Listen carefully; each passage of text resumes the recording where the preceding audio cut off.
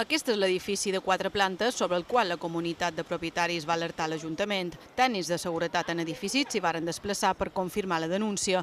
Comprovaren que hi havia una piscina inflable amb 6.000 litres d'aigua. Membres de la policia local la presentaren i ara la família s'enfronta a una sanció econòmica.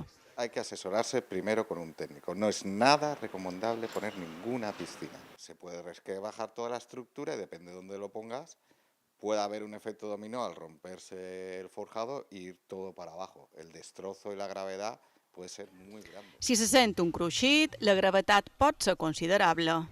Un crujido, pues la viga, el forjado mismo, que es el suelo que pisas en tu vivienda, se puede resquebrajar y hace ruido. Entonces eso es un problema grave en el edificio, que hay que hacer un estudio, informes periciales, que puede llevar al desalojo del edificio. Es permeten tenir coses com mobiliari de terrassa, estris per estendre la roba o una pèrgola si va subject als pilars de l'edifici per repartir-ne el pes.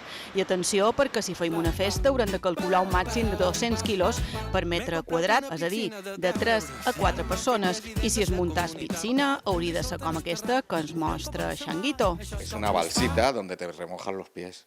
Es que no cabe nada más. Una bassa per remullar-se els peus. A l'hora d'anar a la platja,